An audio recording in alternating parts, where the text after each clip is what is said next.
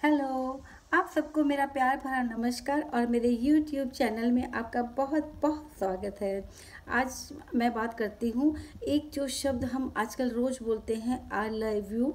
I love you शब्द का प्रचलन इस कदर बढ़ गया है कि जिसकी ज़ुबान पे देखो वो फट से बोल देता है आई लव यू। मानो ये कोई खेल है या कोई बहुत ही इजी चीज़ है जिसको हमने फटाफट बोल दिया है। जिसको देखे वही कुछ ही पलों में आई लव यू बोल देता है। क्या ये इतना आसान होता है?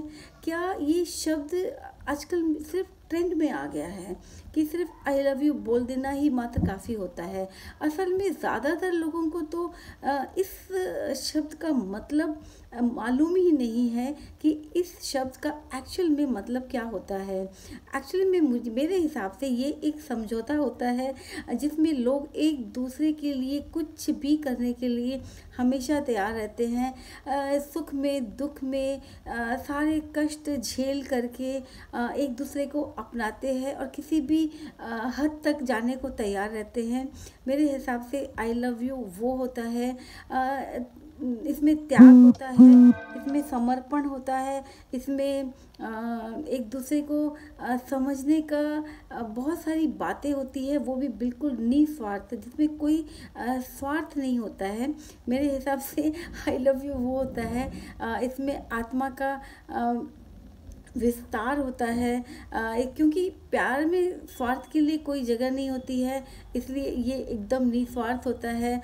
जिसमें ये एक तरह का आईना होता है जिसमें हम सब अपनी तस्वीर देख सकते हैं।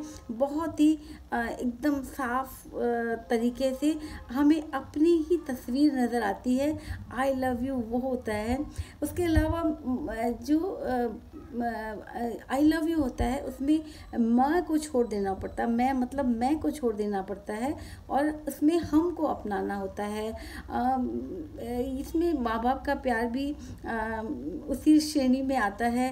वो एक ऐसा प्यार होता है जिसमें बिल्कुल भी स्वार्थ नहीं होता है, उसमें केयरिंग होती है, जिम्मेदारी होती है, समझदारी होती है, ईमानदारी होती है, और सबसे बड़ी उसमें बहुत गहराई होती है उस प्यार में। तो वो भी आई लव यू का ही एक अलग तरीका है।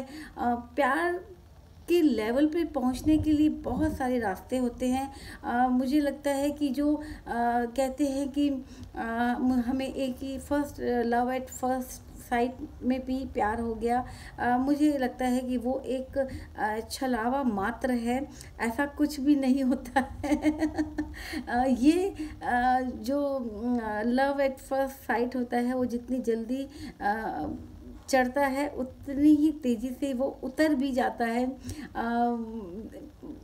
प्यार बहुत गहराई वाली शब्द है, इसमें बहुत समर्पण है। इसके लिए आपको बोलने की ज़रूरत नहीं होती, जो आजकल ट्रेंड बन गया है, जो फट फट बोलते हैं I love you I love you. मुझे लगता है इसमें आपको बोलने की बिल्कुल ज़रूरत नहीं होती है, ये बिन बोले ही दिख जाता है आई लव यू। इसमें शब्दों की आवश्यकता नहीं होती है। और ये एक मुझे लगता है कि एक शायर ने बहुत पहले एक गीत लिखा था कि प्यार को प्यार ही रहने दो, इसे और कोई नाम न दो। ये एक एहसास है, ये बहुत ही सुंदर गीत है और बहुत ही सटीक गीत है। क्योंकि हम प्यार को किसी भी शब्दों में उसको परिभाषित नहीं कर सकते हैं। दरअसल प्यार और जुदाई ये दोनों मुझे लगता है इसके चरण होते हैं, इसकी स्टेजेस होती है। जब प्यार चढ़ता है उसकी भी स्टेजेस होती है और जब प्यार उतरता है उसकी भी स्टेजेस होती है। तो जब प्यार चढ़ता है उसकी भी 7 स्टेजेस होती हैं और प्यार के उतरने की भी 7 स्टेजेस होती हैं। इसमें सबसे पहले जो होता है कि फर्स्ट जो स्टेज है वो है आकर्षण, किसी को देख के हम आकर्षित हो जाते हैं। उसके बाद में उसका ख्यालों में आना, उसके तीसरा है मिलने की चाह उत्पन्न होना, और चौथा है फिर साथ में रहने की ख्वाहिश का डेवलप होना। फिर पांचवा है बातें करने की कोशिश करना या बातें करने के बहाने ढूंढना। छठा होता है फिर उससे मिलकर बात करना। और जो सातवां और अंतिम चरण होता है वो होता है साथ में रहने की चाहत। तो प्यार के ये 7 स्टेजेस होते हैं, चरण होते हैं। इसी तरह जुदाई के भी 7 स्टेजेस होते हैं। जैसे कि सबसे पहले कि जो सबसे पहला स्टेज है कि जब हम किसी से हमारे प्यार में कमी आती है तो एक दूसरे कि जो काम होते हैं हम उसको नापसंद करना शुरू कर देते हैं। दूसरा है झगड़ा करना शुरू कर देते हैं।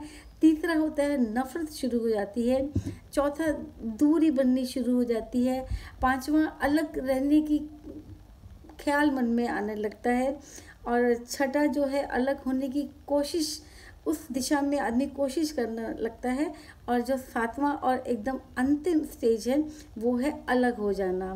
तो इस तरह मैंने प्यार के बारे में, आई लव यू के बारे में, मिलन के बारे में और जुदाई के बारे में, सब के बारे में मैंने बता दिया। फिर मिलते हैं एक नई वीडियो के साथ में। Thank you.